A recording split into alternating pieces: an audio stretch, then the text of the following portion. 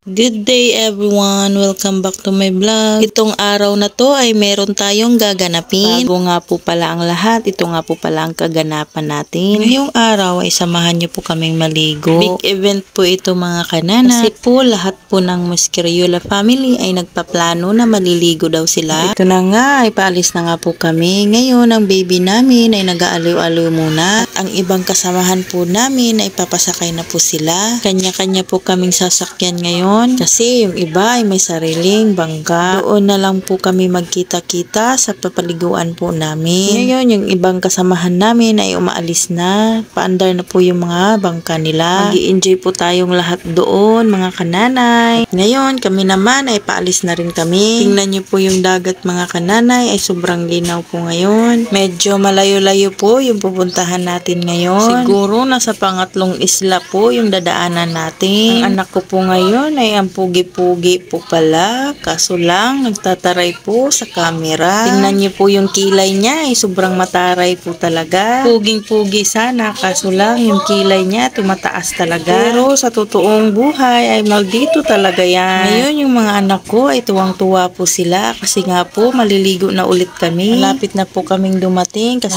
nakikita ko na po yung isla na dadaungan namin. Habang papalapit na nga po kami ay biglang may dumaan po na isang bangka. Alam niyo po, pag nandito po kayo, talagang makakaranas kayo ng mga ganitong outing. At makakasakay rin kayo sa mga bangka dito. Ay, salamat mga kananay, ay nakarating na talaga kami. At yung ibang mga kasamahan namin ay dumating na pala. Ngayon po ay makikita nyo na po pala yung itsura dito. Ang tawag po pala dito sa beach na to ay Tangad Beach. At ito na po pala yung mga kasamahan namin. Yung mga bata ay sobrang napaka-excited po talaga. Kasi nga po, nagkikita-kita po sila, nagtatawagan pa nga yung mga pangalan nila. O diba, pagpaligo po yung usapan, na excited po talaga sila. Syempre, kailangan ipakita yung pagmumukha natin. Hindi po dapat yan mawawala. Ngayon, hinahakot na nga po pala yung mga pagkain namin. Yan ang importante sa atin, yung pagkain. At kailangan may handa po pala. Syempre, ito talaga yung sadya natin dito,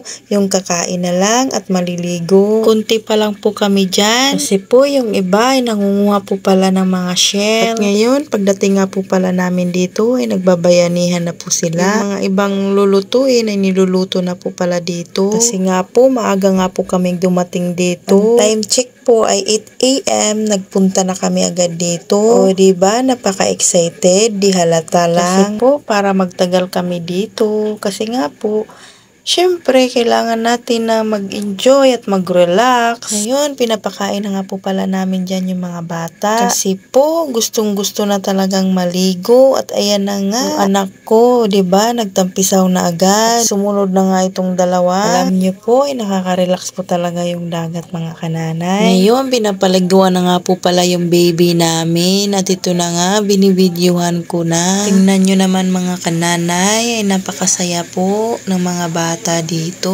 Wow! Tingnan nyo naman talaga yung dagat mga kananay ay napakalinaw. Habang nga naliligo yung anak ko ay pinapakuha pa sa akin yung salbabida niya. Sabi ko naman sa kanya ay kunin mo doon. Kasi po yung ibang kasama niya ay meron pong salbabida. Siya lang po yung wala. Ngayon yung baby namin ay tuwang-tuwa po. Kasi nga nakapagtampisaw na siya ng dagat ulit. Mag-enjoy lang kayo mga kids. Sulitin nyo na talaga yung araw na to. Once lang po talaga tayong mag-banding sa loob ng isang taon. Lalo na't buong pamilya po. At ayan na nga, ay kinuha na nga po pala yung salbabida ng anak ko. Kaso nga lang, ay butas po yan. Kaya medyo maano po, malambot. Pero okay lang, at least kahit papano ay pwede pa siyang magamit. Natutuwa pa naman siya, gamitin yung salbabida niya. O diba mga kananay, sobrang nag-enjoy po yung mga bata. Ngayon, ipapakita ko po sa inyo kung ano pong itsura dito.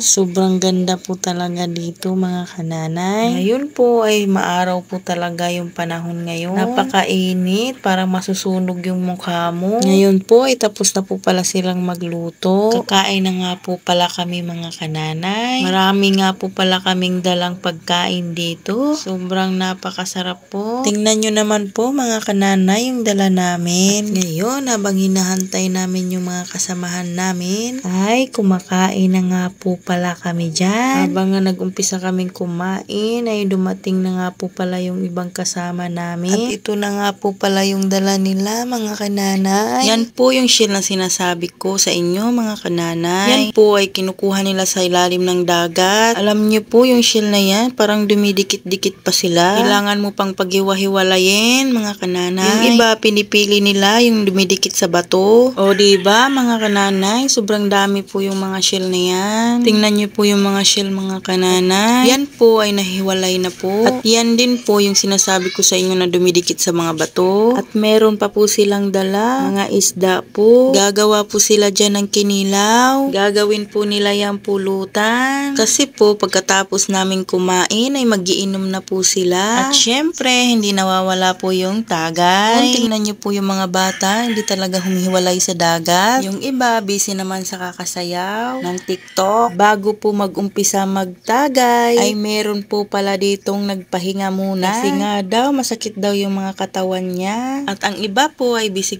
pa nga po sa uulamin namin. Ito na nga po yung asawa ko, dumating na. Mangunguha pala siya ng tayom dyan. Pinapalipat niya ng lalagyan kasi mangunguha pa ulit siya. Ngayon, naghahanap nga po pala siya dyan ng malilipatan. Kasi po babalik ulit siya sa dagat para manguha ulit siya niyan. Ngayon po ay lilinisin na nila yung tayom dyan. At kinukuha nga pala yung laman. Tingnan niyo po yung paglinis dyan mga kananay ay ganyan lang po. Sarap po talaga nito. Talaga nga ayusin mo talaga ang paglinis para masarap po yung kain mo. Ang paglinis po pala niyan ay mahirap pala kasi kukunin mo yung mga nakadikit sa laman. Ang iiwan mo na lang ay ang kulay dilaw. Tapos isasawsaw mo sa tubig. At yan po yung hitsura ng tayo mga kananay. Ngayon, nandito nga po pala kami sa dagat lahat. Kasi nga po, ay naliligo na nga po kami dyan. Iba naming kasama ay nagtatagay-tagay muna habang naliligo. At ito na nga po yung panahon ngayon ay medyo makulimlim na. Andito nga po kaming lahat ngayon. Sobrang saya nila, di ba? Nagtatagay-tagay na nga po pala sila dyan. Once lang po ito mangyari. Kasi nga po ay nagtitipon-tipon po yung Muscariola family. Kailangan din natin mag-enjoy kasi nga bibihira lang po ito mangyari sa isang taon, minsan lang. Kasi nga po may kanya-kanya po tayong buhay. May mga pamilya na po kasi. Memories din po ito pagdating ng panahon. Ngayon tapos na nga po pala kaming maligo at pauwi na nga po kami. Kasi nga po baka maabutan kami ng ulan. Kung nagustuhan niyo po yung video namin, please like, comment, share this video. Follow for more. Thank you po sa panonood.